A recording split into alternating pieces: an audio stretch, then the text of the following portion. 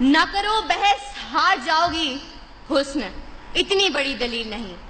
زیوکار، کاہل، نکمے، بیکار، سست اور نااہل لوگوں کا خود احتسابی کی بجائے ناکامی کا ذمہ دار تقدیر، نصیب، مقدر اور قسمت کو ٹھہرانا ریت اس نگر کی ہے اور جانے کب سے ہے۔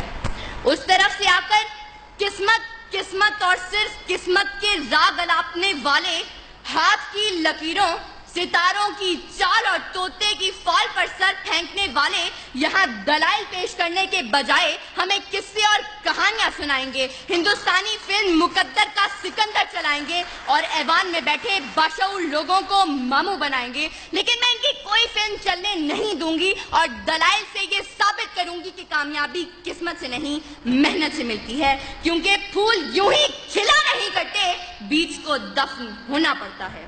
صدر اعلی وقار، کامیابی اجتماعی ہو یا انفرادی، دنیاوی ہو یا اخروی، اس کا تعلق صرف اور صرف محنت سے ہے۔ انسان چاند پر قدم رکھنے میں کامیاب ہوا تو وجہ قسمت نہیں محنت تھی۔ انسان انسانی جسم کے اعضاء کی پیوند کاری کرنے میں کامیاب ہوا تو وجہ قسمت نہیں محنت تھی۔ انسان لاکھوں من لوہے کو ہواؤں میں اڑانے میں کامیاب ہوا تو وجہ قسمت نہیں محنت تھی۔ اور 14 اگست 1947 کو جب یہ پاکستان دنیا کے نقشے پر ابھرا تو اس کامیابی کی وجہ کوئی قسمت، مقدر یا تقدیر نہیں بلکہ تحریک پاکستان میں شامل لوگوں کی محنت اور صرف محنت تھی۔ ابس ہے شکوائے تقدیر یزداں تو خود تقدیر یزداں کیوں نہیں ہے۔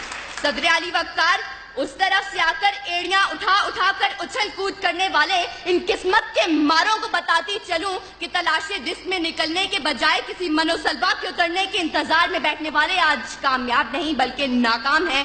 پیاس بجھانے کے لیے کنویں تک چل کر جانے کے بجائے مقدر سے کنویں کو کھینچ کر پاس لانے والے آج کامیاب نہیں بلکہ ناکام ہیں۔ ظالم کے آگے سر اٹھانے کے بجائے ظلم کا نشانہ بنے ہاتھ پہ ہاتھ دھرے منتظر فردہ رہنے والے مظلوم آج کامیاب نہیں بلکہ ناکام ہیں۔ پلٹنے، جھپٹنے اور جھپٹ کر پلٹتے ہوئے لہو کو گرمانے کے بجائے قسمت کے مارے کرگس بن کر بیٹھنے والے آج کامیاب نہیں بلکہ ناکام ہیں۔ سر اٹھے تو صحیح ظلم کے سامنے، تبھی ظالم کا وقت حساب آئے گا اور تبھی غریبوں کے دربار میں ہاتھ جوڑے ہوئے ہر نواب آئے گا، انقلاب آئے گا، انقلاب آئے گا۔ صدر اعلی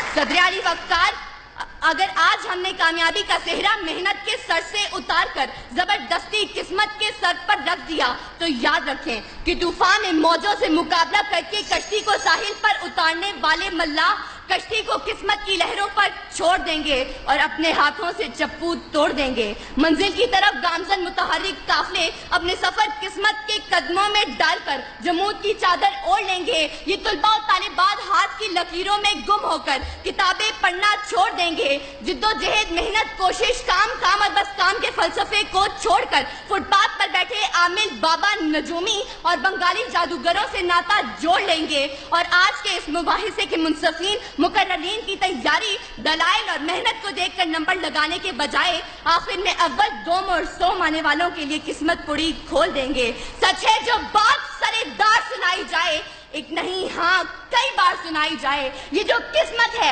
مقدر ہے، نہیں مانتی میں وہ کمائی ہے جو محنت سے کمائی جائے۔ صدر اعلی وقار، اگر میرے ان تمام دلائل کے باوجود اگر اب بھی کوئی قسمت اور صرف قسمت کے راگ الاپتے ہوئے مقدر کے کچے گھڑے پر بیٹھ کر دریا پار اپنے مہیوال سے ملنے کی طلب رکھے تو اس کے لیے اتنا ہی کہتے ہوئے اجازت چاہوں گی کہ بے عمل دل ہو تو جذبات سے کیا ہوتا ہے، دھرتی بنجر ہو تو برسات سے کیا ہوتا ہے عمل لازمی تکمیل تمنا کے لیے، ورنہ رنگین خیالات سے کیا ہوتا ہے۔ شکریہ۔